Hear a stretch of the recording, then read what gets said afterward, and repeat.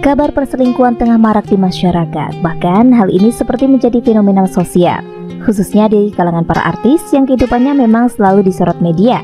Kini julukan pelakor atau perebut laki orang dan juga pepinor perebut bini orang begitu akrab di masyarakat. Julukan ini pun lekat dengan stigma negatif. Nah, dari Abu Hurairah radhiyallahu anhu ia berkata, Rasulullah shallallahu alaihi wasallam bersabda, "Dan siapa yang merusak hubungan seorang wanita dari suaminya, maka ia bukanlah dari golongan kami." Hadis sahih diriwayatkan oleh Ahmad, Al-Bazzar, Ibnu Hibban, An-Nasa'a dalam Al-Kubra dan Al-Baihaqi. Para sahabat, belakangan ini film dan sinetron mengenai perselingkuhan sudah menjadi hal yang biasa saja. Orang ketiga atau selingkuhan yang menjadi wanita atau pria perusak rumah tangga orang lain seolah sudah tidak terdengar asing lagi. Padahal ancaman hukumannya sungguh-sungguh amat berat dalam ajaran Islam. Imam Ibnu Qayyim rahimahullah mengatakan tentang hukum merusak hubungan wanita dengan suaminya. Nah, seperti apakah? Yuk simak selengkapnya. Namun sebelum kami lanjut, silakan klik tombol subscribe untuk berlangganan. Aktifkan lonceng notifikasinya dan silakan Anda bisa like video ini jika Anda suka. Bagikan juga ke seluruh sosial media yang Anda punya agar video ini lebih bermanfaat. Nah, Imam Ibnu Qayyim rahimahullah mengatakan tentang hukum merusak hubungan wanita dengan suaminya. Perbuatan ini termasuk salah satu dosa besar. Sebab jika syariat melarang meminang pinangan saudaranya, maka bagaimana halnya dengan orang yang merusak istrinya serta berusaha memisahkan di antara keduanya sehingga dia bisa berhubungan dengannya. Perbuatan dosa ini tidak kurang dari perbuatan keji zina, walaupun tidak melebihinya, dan hal lain tidak gugur dengan taubat dari kekejian. Meskipun taubat telah menggugurkan hak Allah, namun hak hamba masih tetap ada. Menzolimi seseorang, suami dengan merusak istrinya dan kejahatan terhadap ranjangnya, hal itu lebih besar dibandingkan merampas hartanya secara zalim. Bahkan tidak ada hukuman yang setara di sisinya kecuali dengan mengalirkan darahnya. Al-Manawi dalam Faidul Qadir. Rasulullah Shallallahu Alaihi Wasallam pernah bersabda, tidak halal bagi seorang wanita meminta kepada suaminya agar sang suami mencerai wanita lain yang menjadi istrinya, dengan maksud agar sang wanita ini memonopoli piringnya. Sesungguhnya hak dia adalah apa yang telah ditetapkan untuknya. Hadis muttafaq alaih. Ada suatu kisah nyata yang terjadi di Lebanon. Seorang istri yang terpikat seorang laki-laki yang dikenalnya ketika chatting di internet. Laki-laki ini sungguh jauh berbeda dengan sosok suaminya.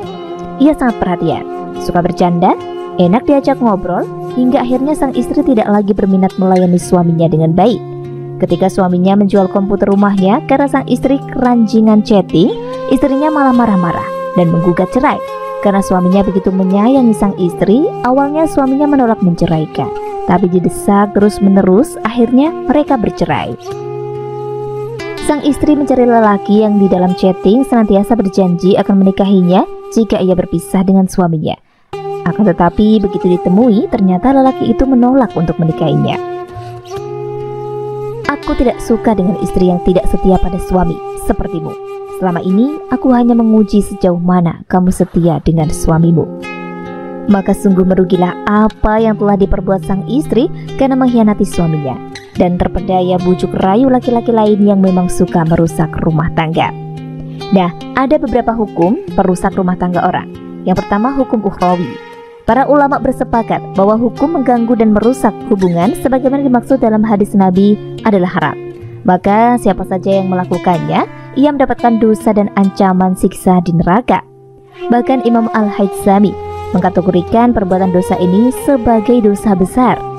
Dalam kitabnya Al-Zawajir An-I'tiraf Al-Kabair, beliau menyebutkan bahwa dosa besar yang ke-257 dan 258 yaitu merusak seorang wanita agar terpisah dari suaminya dan merusak seorang suami agar terpisah dari istrinya.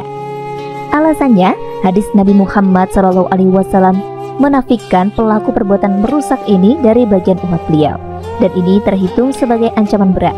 Juga para ulama sebelumnya secara sharih jelas mengkategorikannya sebagai dosa besar. Yang kedua, hukum duniawi. Di sini ada dua hukum duniawi terkait dengan hadis ini, yaitu yang pertama, jika ada seorang lelaki yang merusak hubungan seorang wanita dari suaminya, lalu sang wanita itu meminta cerai dari suaminya dan sang suami mengabulkannya. Atau jika ada seorang lelaki merusak hubungan seorang wanita dari suaminya, lalu sang suami marah dan menceraikan istrinya, lalu sang lelaki yang merusak ini menikahi wanita tersebut, apakah pernikahannya sah? Jumhur ulama berpendapat bahwa pernikahan sang lelaki perusak dengan wanita korban tindakan perusakannya adalah tetap sah. Alasannya adalah karena wanita tersebut tidak secara eksplisit terhitung sebagai muharramat atau wanita-wanita yang diharamkan baginya. Namun, ulama Malikiyah memiliki pendapat yang berbeda dengan jumhur.